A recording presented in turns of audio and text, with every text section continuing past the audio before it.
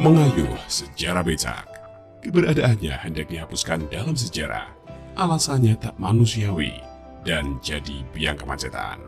Ditulis oleh Jai Akbar, dilansir dari historia.id.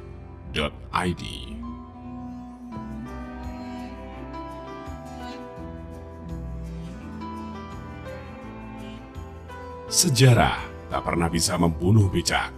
Dari zaman Belanda hingga pemerintah Orde Baru, upaya menghapus becak tak pernah berhasil. Becak masih saja terlihat, bahkan di kota-kota besar seperti Jakarta sekalipun harus melaju di gang-gang sempit dengan risiko kena razia. Para abang tukang becak harus tetap bertahan hidup dan mencari nafkah demi istri dan anak di rumah. Becak adalah bentuk kesetiaan seorang suami pada istrinya. Mirip sejarah di balik penemuan kendaraan sederhana ini. Suatu hari, pada 1865, saat berjalan-jalan menikmati pemandangan kota Yokohama, Jepang, Jonathan Goebel, seorang misionaris Amerika, berpikir membuat kendaraan untuk istrinya yang lumpuh, Eliza Weeks. Dia pun mulai menggambar kereta kecil tanpa atap di atas secari kertas. Rancangan tersebut ia kirimkan kepada sahabatnya, Frank Polay.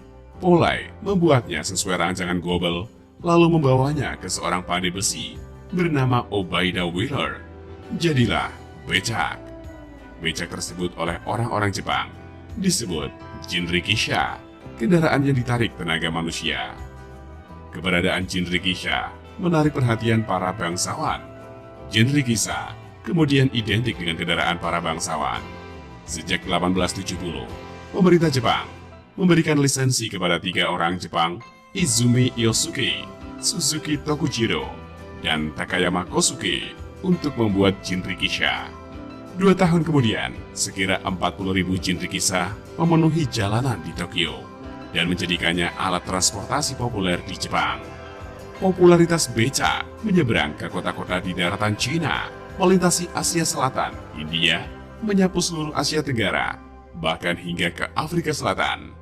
Para imigran Cina membawa alat transportasi ini ke negara-negara tujuan seperti India dan Singapura. Dalam perkembangannya, becak tak lagi dioperasikan dengan cara ditarik, melainkan di kayu. Sama seperti awal mula becak, tak jelas juga kapan becak dikenal di Indonesia. Lea Jelanik dalam Seperti Roda Berputar menulis, becak didatangkan ke Batavia dari Singapura dan Hong Kong pada 1930-an. Jawa Simbun, terbitan 20 Januari 1943, menyebut becak diperkenalkan dari Makassar ke Batavia akhir 1930-an. Ini diperkuat dengan catatan perjalanan seorang wartawan Jepang ke berbagai daerah di Indonesia, termasuk Makassar. Dalam catatan berjudul Pen to Camera, terbitan 1937 itu disebutkan, becak ditemukan orang Jepang yang tinggal di Makassar bernama Seiko-san yang memiliki toko sepeda. Karena penjualan seret, pemiliknya memutar otak agar tumpukan sepeda yang tak terjual bisa dikurangi. Ia membuat kendaraan roda 3 dan terciptalah becak. Menurut majalah Star Weekly tahun 1960, bentuk becak di Indonesia berasal dari Tiongkok.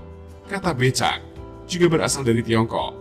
B artinya kuda dan cak artinya gerobak, atau berarti kuda gerobak. Masuk ke Indonesia kali pertama awal abad ke-20 untuk keperluan pedagang Tionghoa mengangkut barang. Pada 1937, demikian tertulis dalam Star Weekly, becak dikenal dengan nama roda 3. Sebutan becak baru digunakan pada 1940 ketika becak mulai digunakan sebagai kendaraan umum. Menurut tim Hannigan, dalam Beguiled by Becak yang dimuat kabarmark.com, becak yang membawa penumpang memenuhi jalan-jalan di Batavia baru terlihat pada 1936. Sebelumnya, ada kendaraan roda 3 yang dipakai untuk mengangkut barang selama bertahun-tahun. Berbeda dengan becak di Jepang atau jinrikisha, di Cina atau angkong yang beroda 2 dengan menggunakan ban mati. Becak versi Indonesia lebih modern, rodanya 3 dan menggunakan ban angin. Menjalankannya di kayu dengan 2 kaki dari belakang tempat penumpang. Awalnya, pemerintah kolonial Belanda merasa senang dengan transportasi baru ini. Namun belakangan, pemerintah melarang keberadaan becak karena jumlahnya terus bertambah. membahayakan keselamatan penumpang, dan menimbulkan kemacetan.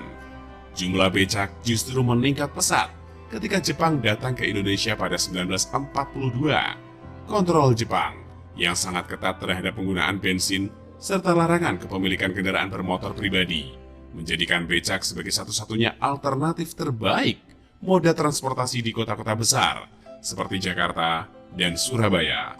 Bahkan, penguasa membentuk dan memobilisasi kelompok-kelompok termasuk tukang becak demi kepentingan perang melalui pusat pelatihan pemuda yang mengajarkan konsep politik dan teknik organisasi. Pasca perang, ketika jalur dan moda transportasi kian berkembang, becak tetap bertahan. Bahkan, ia menjadi transportasi yang menyebar hampir di seluruh Indonesia. Pada pertengahan hingga akhir 1950-an, ada sekira 25.000 hingga 30.000 becak di Jakarta. Jumlah becak membengkak hingga 5 kali lipat pada 1970-an. Pemerintah yang sedang gencar melakukan pembangunan, terutama Jakarta, merasa gelisah. Becak dianggap sebagai gambaran keterbelakangan Indonesia, kuno dan memalukan. Mulailah pemerintah mencari cara menghambat laju becak.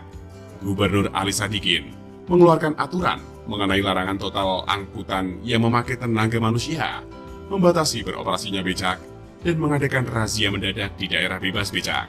Ia juga yang menentukan batas waktu Jakarta bebas becak pada 1979.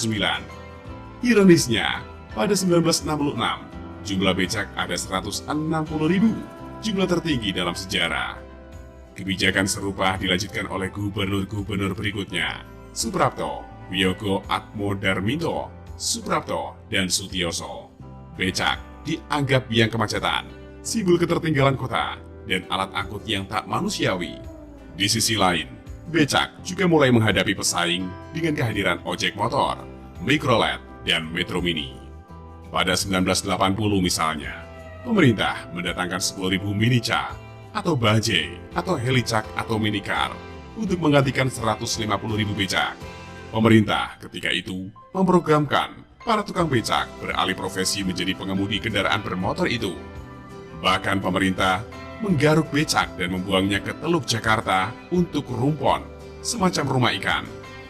Karena sulit, Gubernur Suprapto sampai bilang becak-becak akan punah secara alamiah. Tapi alam tak memusnahkannya. Kita juga tak perlu menyelam ke laut untuk melihat becak. Becak tak benar-benar tergusur maupun tergerus arus modernisasi. Ia justru mengalami evolusi. Selain variannya yang unik di tiap daerah, di Gorontalo ada yang namanya bento, becak yang diberi kendaraan bermotor di belakangnya. Di sejumlah kota di Sumatera, sepeda motor diposisikan di samping. Di luar negeri, becak lebih futuristik yang diberi nama velotaksi. Becak bertahan di jalan-jalan sempit di Jakarta dan di jalanan kota-kota lain di Indonesia. Meski kini harus bersaing dengan ojek yang jumlahnya kian bertambah.